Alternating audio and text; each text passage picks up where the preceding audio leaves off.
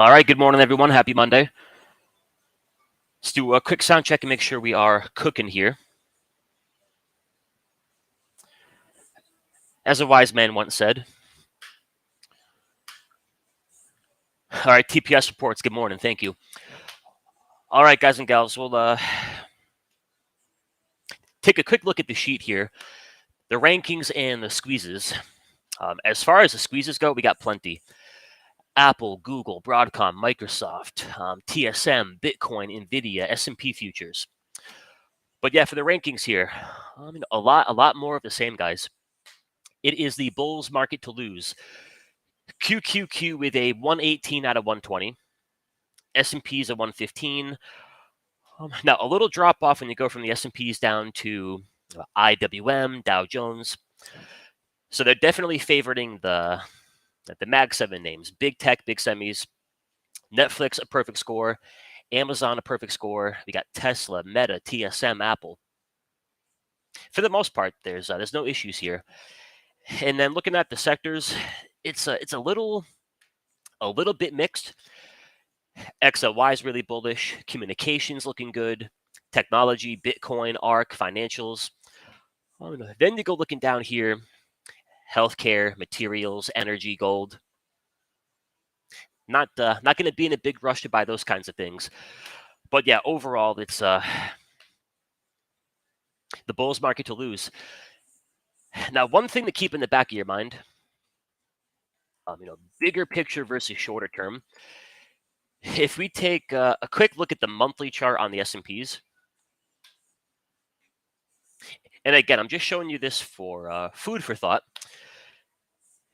Going back to October, November of last year, we got that really big monthly squeeze. That fires to the upside. Like a 15-minute squeeze, like a 30-minute or an hourly. It got the job done. They build up all the energy. They fire the squeeze. That takes price from our 21 EMA right into our 3 ATR target. Nothing from here says we have to pull back. Nothing from here says we can't keep going higher. But bigger picture, off the back of a weekly squeeze, a monthly squeeze, probabilities-wise, that's the easy part of that move. I'm thinking we're maybe, we're maybe somewhere like back here.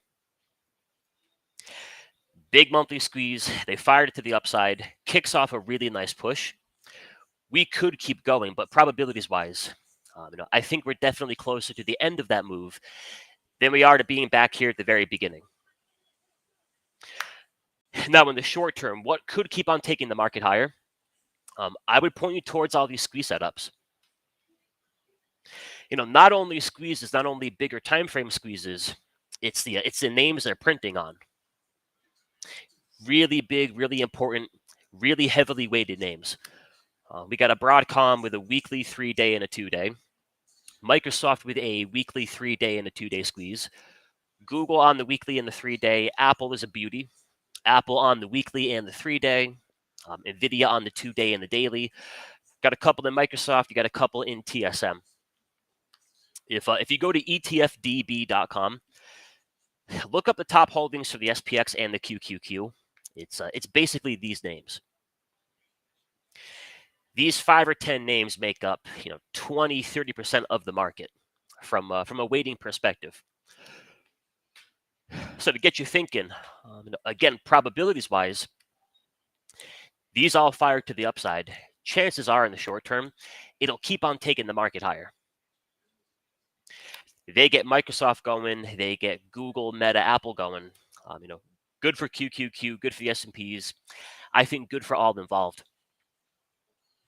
However, nothing guarantees they have to fire to the upside. So, in the event they turn the corner and fire short, then the market's going to pull back on us. But for now, I can only look at them as potential longs till things change. So for a few of these big boys, let me find our journal here. So we got a pretty good groove going in the room right now. Last week we profited on Bitcoin, took a profit on Microsoft, took a small loss on Starbucks, took a profit out of Meta, and then the star of the show last week was definitely Apple. Apple off that weekly squeeze. So looking at my trades viz here, this is last week. If we go to the trades table, now here's the thing: I don't think Apple is done. Selfishly, I would love a little bit of a pullback. Then I want to jump in. I want to reload. If the market doesn't fall apart, I think eventually they're going to take that weekly squeeze, and they're getting priced into 250, 255-ish. But going back,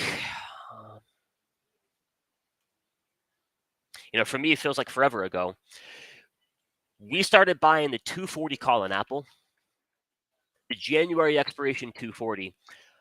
We're buying them all the way back down here around 225 to 226-ish. Again, the focal point being that weekly squeeze. But one of those trades where you buy it, you're not getting that immediate paycheck. 1, 2, 3, 4. Really 4 or 5 weeks later, we finally get that push coming through. Like I mentioned, I think you're going to get that into 250. Shorter term, buying it back here at 225-ish. Catching a $20 push into 245. In the short term, that felt like the easier part of that move. Buying it all the way back there and doing that with the January calls, that definitely helped me build up to a bigger position. From here, they might keep on pushing it. A pull back into 240, a pull back into 235. And if not a pullback, a really good looking 1 hour, 2 hour, 4 hour squeeze, I would like to come in probably by the February calls. Take a chunk of last week's profit, parlay that into a brand new trade. But yeah, as far as things that could take the market higher, what a beautiful weekly squeeze.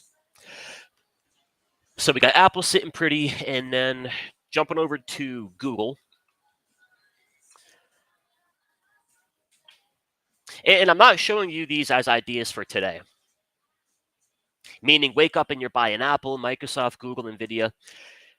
Watch these develop over the next 1, 2, 3 to 4 weeks.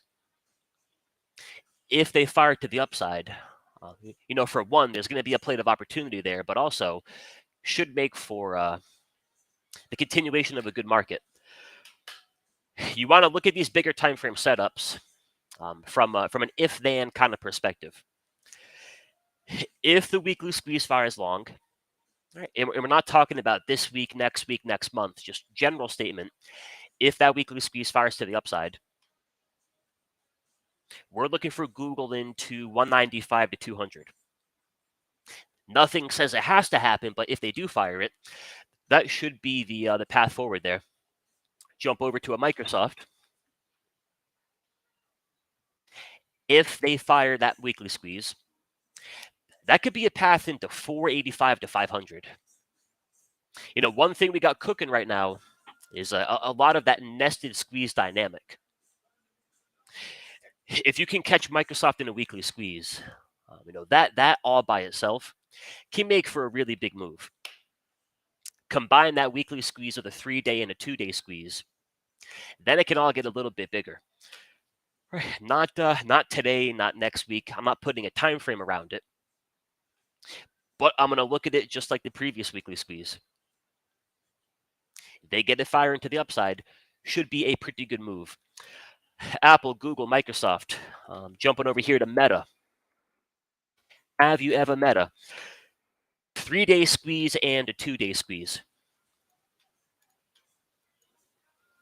And the thing for a lot of these is, they could come in a little bit, and they're still going to look really, really bullish. I would look at the Meta, and any dip on Meta that keeps price above $600, I think it makes for a great buying opportunity. They take out the highs, they take out the call wall. On a little bit of a back test, if they can keep it above that level, they should be getting a green light here to take that 3-day squeeze. We look for 645 to 650-ish. So, handful of bigger time frame squeezes for you. And then the man of the week here, of course, is Broadcom. Before I show you Broadcom, speaking of nested squeezes, we have a weekly, a 3-day, and a 2-day here in the SMH.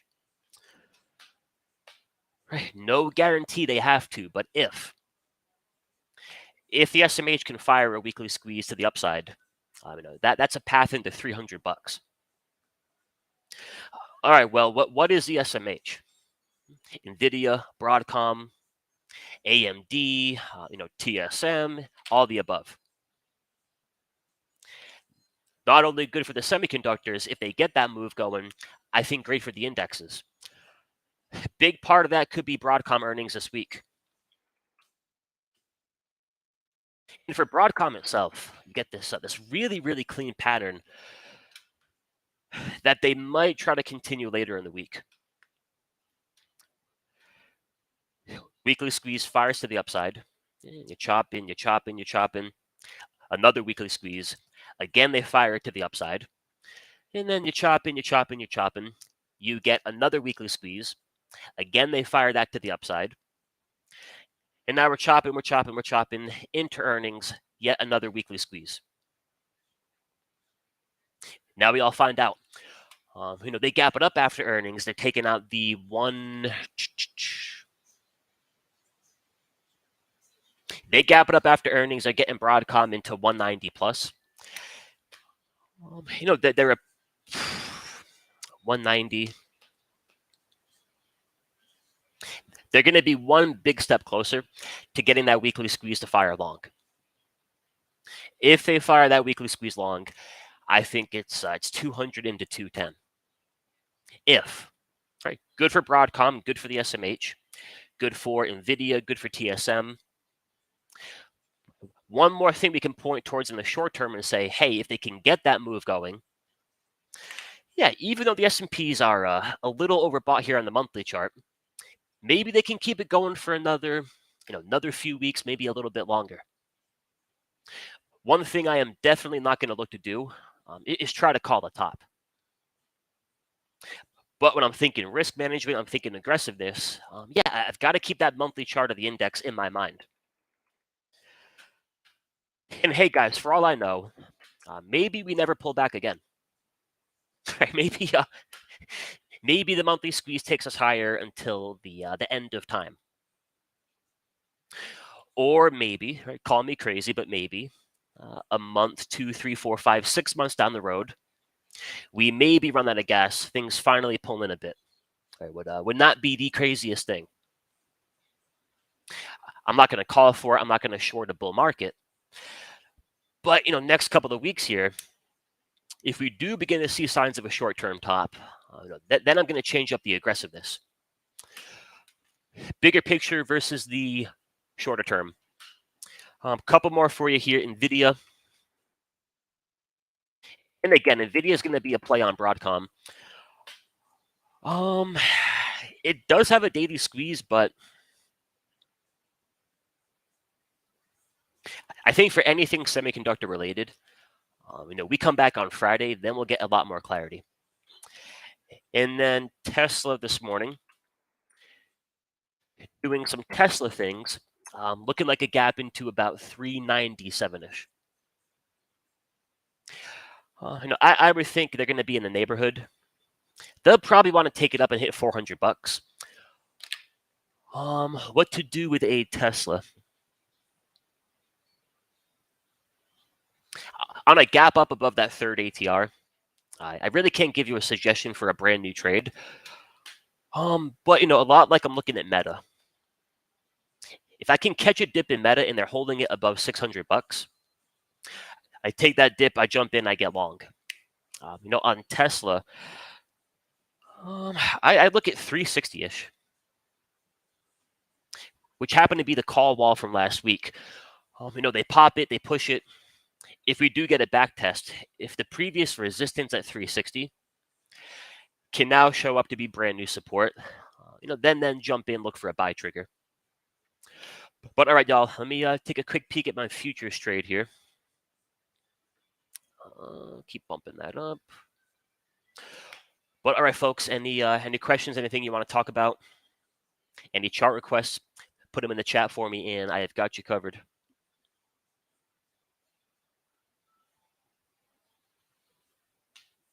Yeah, Patrick, I would agree with that. Broadcom's going to be the big fish.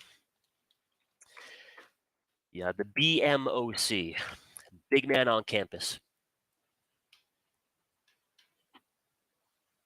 The tough thing, of course, about earnings is, we can look at trend and levels and all the above.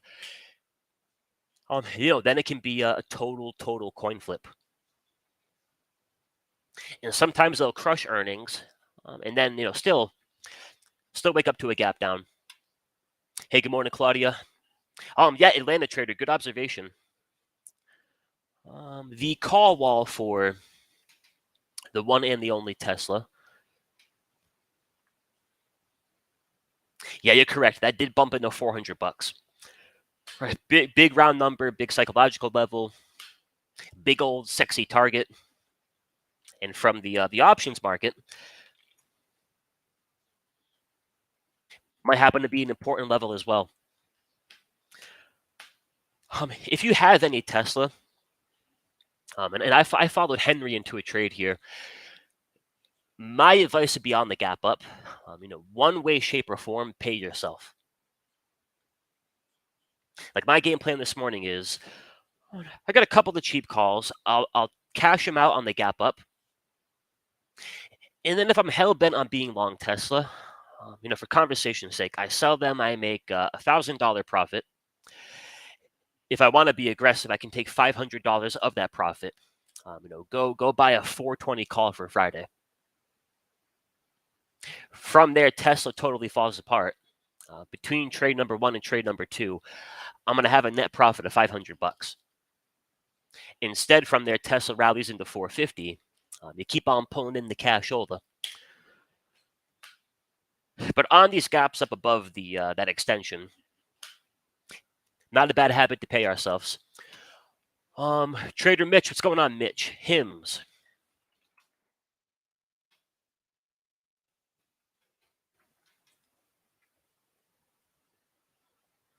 So the first observation off the weekly squeeze,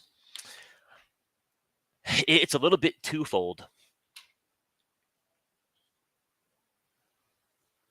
There's two primary schools of thought in terms of, okay, a squeeze just fired. How far can it take me?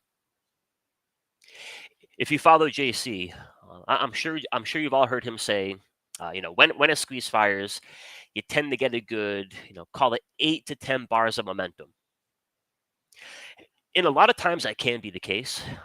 Another way to look at it, the way I usually look at it, whether we are 1 week into the squeeze firing or 15 weeks, the easy part of the move, and what I mean by easy is, that's a chunk of the move I want to be most aggressive on. Build up bigger size, catch that part of the move. Then from there, have a little fun, playing with profit. The weekly squeeze only fired 2 weeks ago. However, very quickly, they are taking it towards that 3 ATR target. All that means to me is if I'm buying it up here, I'm going to pay very close attention to lower time frames.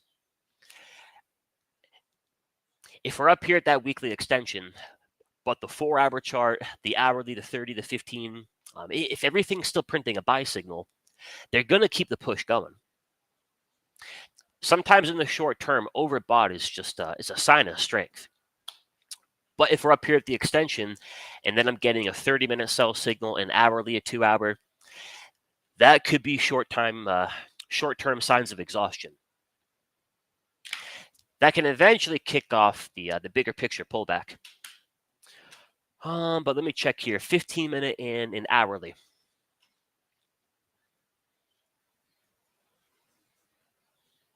At the open, Mitch, I would watch the hourly. Pretty simple stuff, right? If they're going to take it from 34 and change to 38, well, guess what? If they're doing that today, then they got to fire the hourly squeeze. Even better, They're breaking the hourly 21. They're breaking the hourly 50. Well, in the short term, they're probably not ready for that push just yet. So on a name that might be a little overbought on the weekly, we can take that lower time frame squeeze, put ourselves in a spot to benefit from any further upside, but at the same time, we can limit our downside. Buy it up here in 34 and change. They can't get the push going. I'm probably going to tap out around 31.50-ish. And then quick look here at the 15er. 15-minute shaping up nicely. I like that.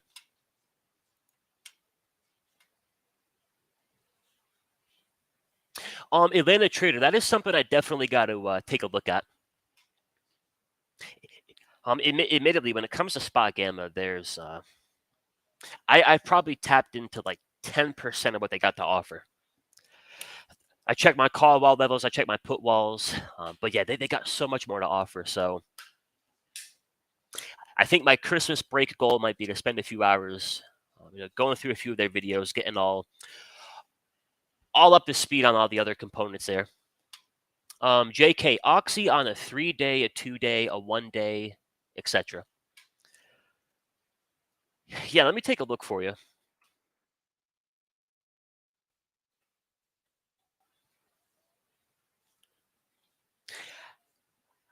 I would like a short in energy. Now, one thing I will mention is we're always looking for the quote-unquote easy money. And I think 9 times out of 10, that's going to be in a really good setup, in the direction of the trend, in alignment with the overall market. Meaning you're in a bull market, you want to find a daily squeeze in an uptrend and get long.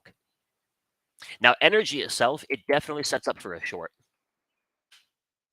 in my opinion. We look at the rankings here, and the rankings give energy a negative 17.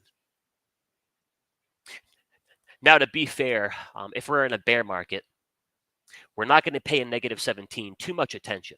Right? We're looking for negative 90, negative 100 and change. But in the context of this market, which overall is bullish, therefore one could argue you maybe ignore the short side, just focus on being long. But in the context of a bull market, yeah, I don't want to short communications. I don't want to short financials. Right now, the rankings say, yeah, you're looking down there at healthcare, materials, energy, and the gold.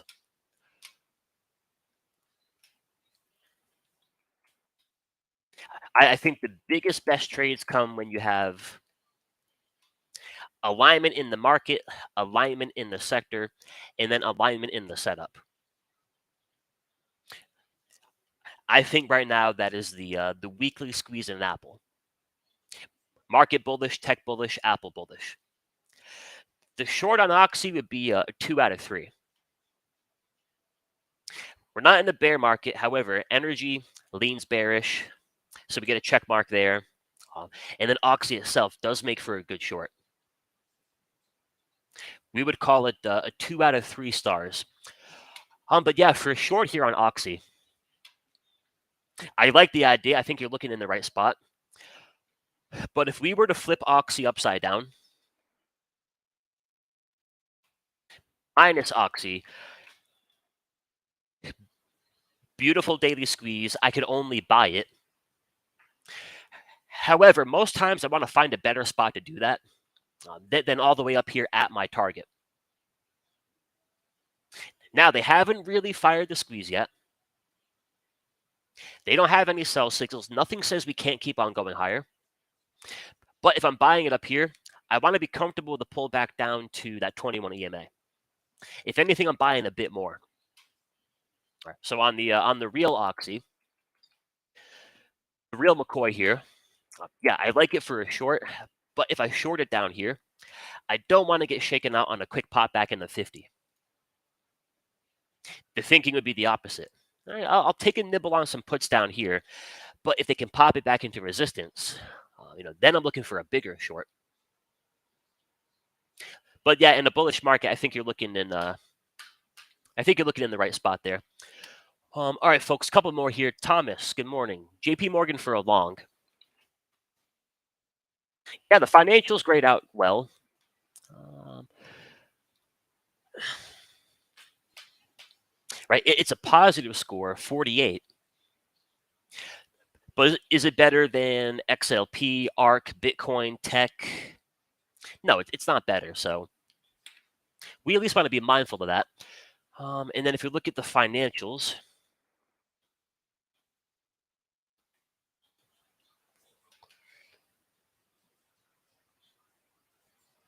it's a spot where I think we got to figure out what's the next move here for the financials.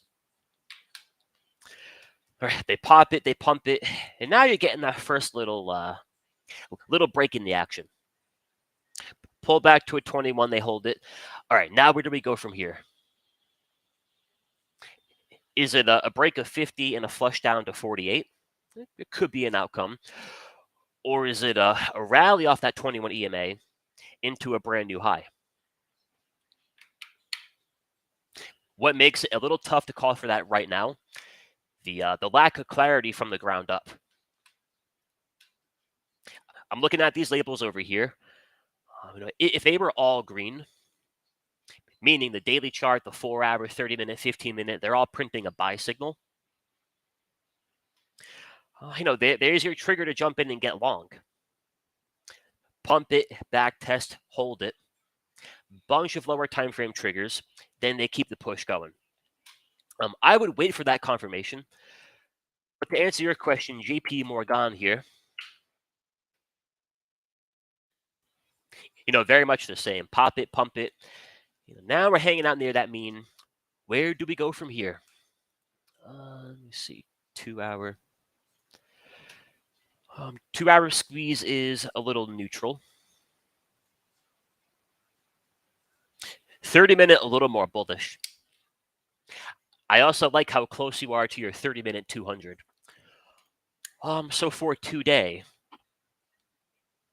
take that 30-minute squeeze, take that 30-minute 200 SMA. They keep it above that level. I think the odds favor they try to pop it higher. But then at some point for a bigger move, we do want to get some buy signals coming through into the XLF. Can I look at AMD? Let me take a peek here. It has had a bit of a rough go as of late. Maybe later in the week, on a big gap up in Broadcom, AMD could be looking a lot better. But at the moment, if we take the scoring system, AMD gets a daily score of -12,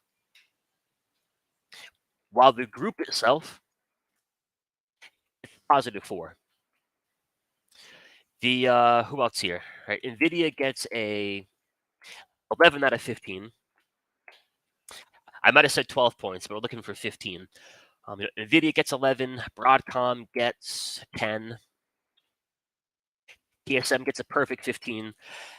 At the moment in the group, a handful of things look a lot better than AMD. If I'm looking to be aggressive and put on a bigger trade, I have to look at the other names. If I'm looking for a rebound, catch-up, sympathy kind of idea, AMD could be a great candidate for that. Again, I'll point you back to the SMH here.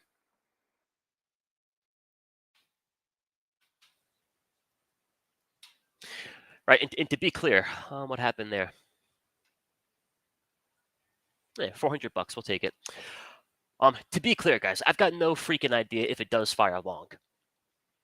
So, big part of trading is admitting that to yourself. But if we ever wake up one morning and we're talking about the SMH into 290, 300, probabilities would suggest you're probably going to get a catch-up trade here in AMD. At a minimum, right? It could do a lot more than that. But hey, if you get the whole group going, yeah, we're probably working back into 160, 180s. Where I think you hold off until I would hold off until you're getting a couple of closes back above your daily 21 EMA. And you'll notice they try that for a little bit. Right? One close, two close, third candle right back below. If they can firm things up back above the mean, then they can try to stabilize it. Then with a good SMH, they can work on that rebound trade. But if I'm looking for a chart and it's like, hey, that's that is bullish. Right now, that's a lot more of the TSMs, the Broadcoms, the Nvidias. That cast of characters. Okay, if you want to short AMD, then that would be the one in the group I would look to short. And there might be a spot for a short into Broadcom earnings. But then, if we're long AMD or short AMD into Broadcom, got to accept the reality of the coin flip that is. But all right, y'all, I got to let you go here. Got to jump into my room and take those good folks through the open. But hey, as always, thank you for your time. I appreciate you kicking off your week with me. Go kick some butt, follow your game plan. And yeah, I'm back with you in here on Wednesday, same time, same channel. And for those of you who follow me here on YouTube, I got about two or three videos in the archives that should be coming out later in the week.